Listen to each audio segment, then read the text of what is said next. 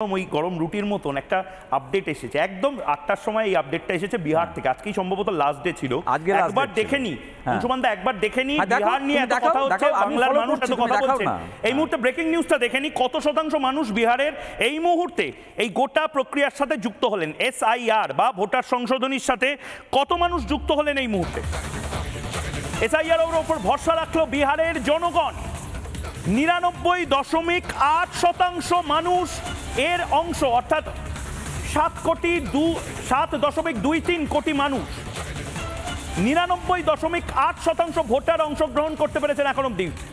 0.2%, অর্থাৎ যারা তেজস্বী যাদব বা মমতা বন্দ্যোপাধ্যায়ের কথায় বলছেন কাগজ দেখাবো না, তারা অংশগ্রহণ করেননি। SIR উপর ভরসা রাখলো বিহারের বেশিরভাগ জনগণ এই মুহূর্তে। ব্রেকিং নিউজ, সবচেয়ে বড় ব্রেকিং নিউজ। শুধু তাই নয়, 22 লাখ মৃত ভোটারের নাম পাওয়া গেছে। 7 লাখ ভোটার যাদের বিভিন্ন একের থেকে অধিক বিভিন্ন জায়গাতে বাকি আছে। 1 আগস্টের মধ্যেই শেষ করতে হবে বাকি কাজ। 1 আগস্ট মানে আজকে শেষ দিন নয়, মাফ করবেন, এখনো সময় আছে। এখনো ভুল বুঝে হয়তো 5 দিন সময় আছে তেজস্বী যাদবের থেকে, মমতা বন্দ্যোপাধ্যায়ের থেকে হয়তো শিফট করে সেই সমস্ত মানুষ যারা মোটামুটি 8 কোটি মানুষ বিহারে রয়েছে, 99.8-এর পর 0.2% পপুলেশন তারা হয়তো এই SIR এর অন্তর্ভুক্ত হতে পারেন। কিন্তু আমি অংশুমানদা এবং বাকিদের কাছে যাব।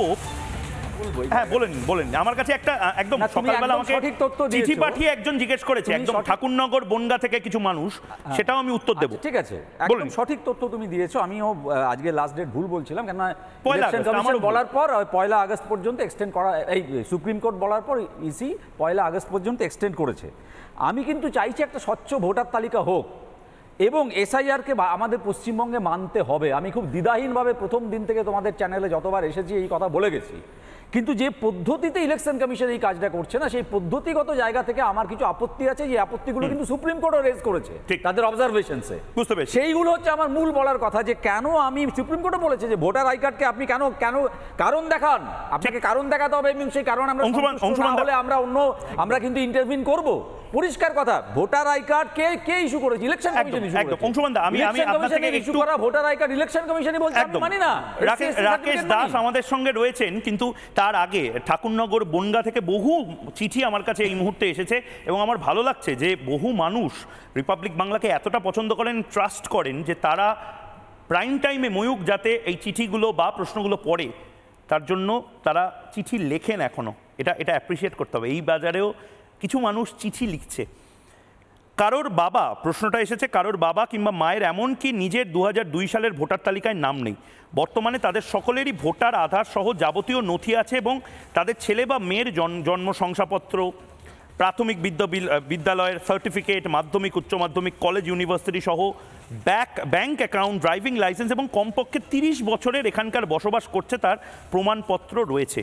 30 বছর পূর্বের কোনো নথি তাহারা প্রমাণ হিসাবে দাখিল করতে পারবে না। সেক্ষেত্রে তার বা তার পরিবারের ভোটারের নাম কি কাটা যাবে, বা যদি যায় সেক্ষেত্রে কি প্রমাণ দাখিল করে ভারতীয় হতে হবে? প্রথমত ভারতীয় অভারতীয় এই ব্যাপারটাই নিয়ে এটা মমতা বন্দ্যোপাধ্যায় ভুল বোঝাচ্ছেন। আর এটার উত্তর আমি বিভিন্ন নেতা এবং যারা এটা নিয়ে কাজ করেছেন দীর্ঘ সময় ধরে তাদের কাছে গেছিলাম। এই মুহূর্তে জগন্নাথ চট্টোপাধ্যায় এর উত্তর দিতে চান। জগন্নাথ চট্টোপাধ্যায় এর ভিডিও বাইট পাঠিয়েছেন, উনি আজ টেলিভিশনে নেই। বিমল দাও একটা প্রশ্নের উত্তর দিলেন। জগন্নাথ চ্যাটার্জি কি বলছেন শুনবো।